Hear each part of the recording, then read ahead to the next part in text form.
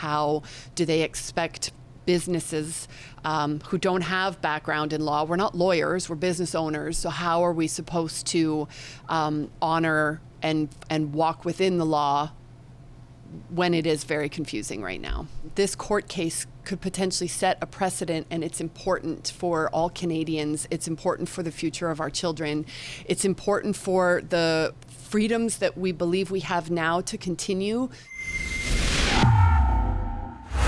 With Rebel News, I'm Tamara Ugolini, back in Belleville, Ontario, with owner Jackie Banas at Wild Wings, her establishment, where you came into the Rebel through our We Won't Ask campaign. That's the campaign geared towards small businesses who think that it's none of their business whether or not people divulge their personal medical information in order to dine in or frequent your establishment. So since the time of that interview, I guess we're going on about a month later now, what has the support or what has the atmosphere look like for you here at Wild Wings?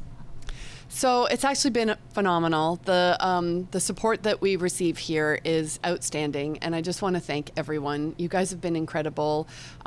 New people that we've never seen dine here before. People are driving great distances to come and support us, and then the locals are showing up more frequently than they had previously just to really show support. So we've found, I've actually, like, normally on a Friday night, before any of this started, we would need maybe 4 staff. We now needed 7 on a Friday night to get through the kind of busy rush that we had. And now we have multiple rushes back to back.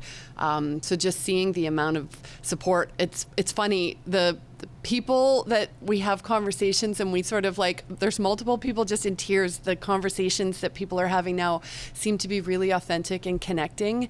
So it's just really nice to see people so grateful and happy and appreciative and supportive of us, and grateful for the support we are giving them. And it's almost like, you know, building a community when that's been so degraded over the last almost 2 years. Yeah. How does that compare with what you're hearing from other businesses who have decided to enforce what may be an unconstitutional law?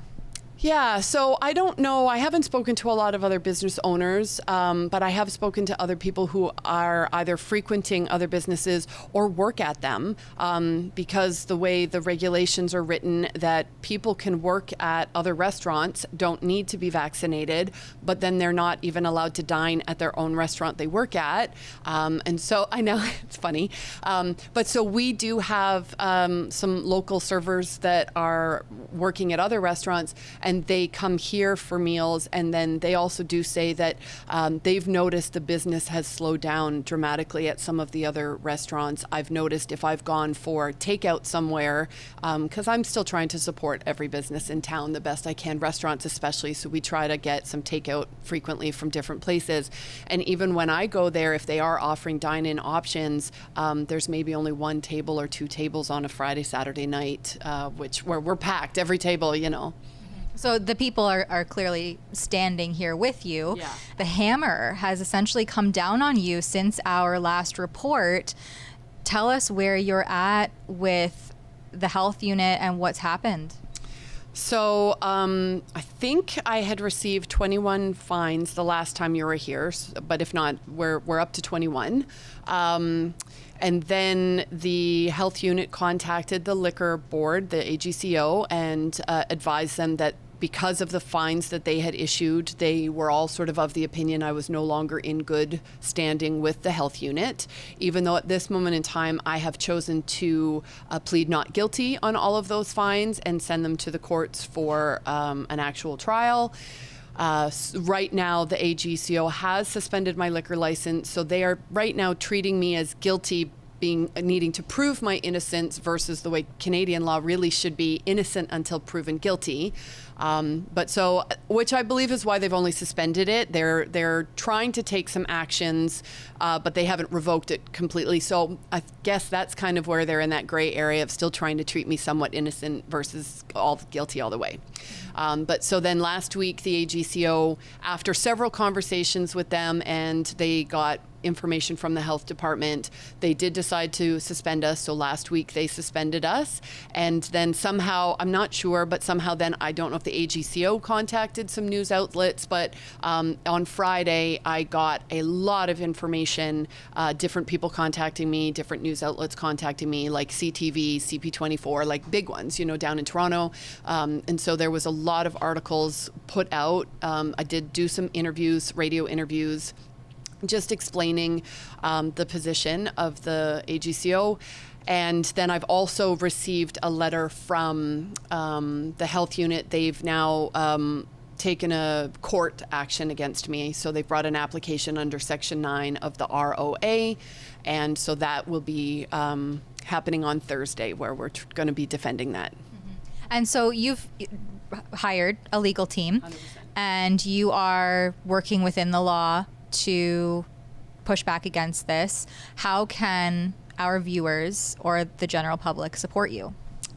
So yeah, we've decided that the best way to try to fight this, we're hoping, is to use the law and stay within the law. We're not trying to just break all laws. I know that it might appear, because we're not asking for vaccine status, and we're not aggressively pushing every single patron who comes in here to make sure they have a mask on. We're honoring the exemptions according to even what the health unit has told us. There are exemptions. It's against the law for us to ask what an exemption is. So we're honoring if guests show up or if staff choose not to wear a mask, we're honoring that they are claiming the exemption. And we believe that the asking for the medical information of whether someone is vaccinated or not is violating many laws, privacy acts and human rights discrimination laws and all sorts of things. So we're doing our best to try to work within the law. When it appears to me and our staff here, it appears that some of the laws are conflicting and contradicting each other. So we're doing our best to try to honor as much of all the laws as we can without violating any of them.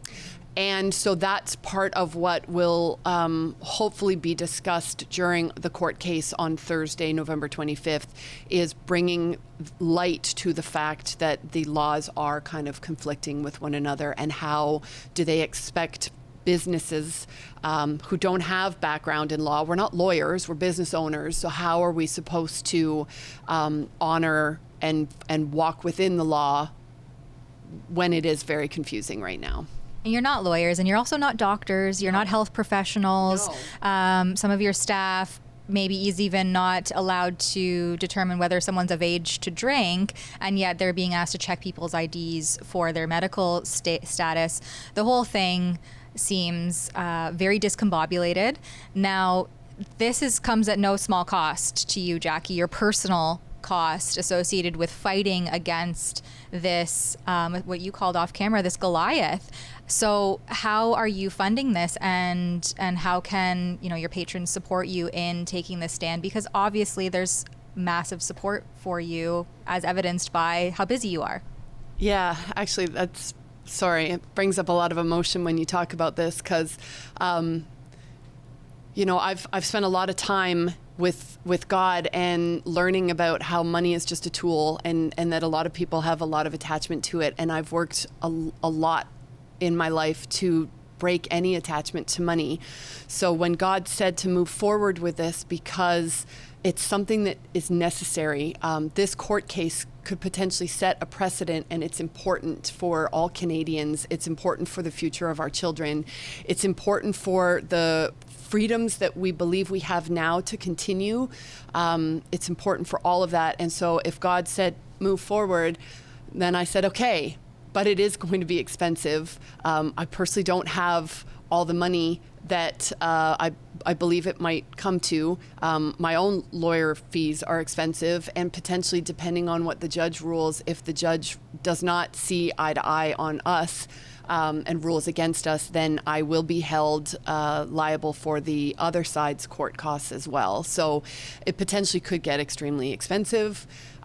People have suggested, I don't always like asking for help, but people have suggested that I do start a crowdfunding to, because the people come in here and they'll just give me cash. People are just like, how can we help? And they'll give me a $5 bill here, just anything that helps to go towards it. But people did suggest if I could get a crowdfunding going, that it might be able to help support financially a little bit more. And where can people find that? So we used the Give, Send, Go platform. So it's www.givesendgo.com/Wild Wing Belleville. Okay. And of course, just coming and having a bite to eat, tipping your server well. Yes. These are small things that, again, you told me off camera that help toward bettering the future of small business and freedom of choice in Canada. It was really funny. We actually had, this one was the best. We had a customer who lives in Windsor place an online order, and in his notes he said, don't actually make the food. I won't be there to pick it up. I just wanted to give you some money to help. And so that was the way he knew how to do it, is he placed an online order and then said, but please don't make it, so we didn't waste the food. So, people are doing whatever it is they can to help, and people are calling and offering support. And there's also on that Give, Send, Go, there's a prayer request section, so you can just add your prayers to the list of everybody else praying. Well, keep me posted how things go on Thursday. I hope that this interview will go out before then, or maybe even on Thursday. And we'll see how the judge rules based on the use of lawyers and law in Ontario to challenge the Reopening Ontario Act. In Belleville, Ontario, I'm Tamara Ugolini for Rebel News. If you question whether or not asking people for their medical documents to dine in or frequent your establishment is actually within the law, and some of these laws and regulations and rules seem to be conflicting with one another, then head on over to our campaign at wewon'task.com. It's a portal for small businesses who won't be asking people to divulge their personal information in order to enter or dine in at their establishment. You can sign up for our campaign there. We'll send you some nifty stickers if you choose to put them up, and maybe we'll even feature your business. All of that information can be found at wewon'task.com.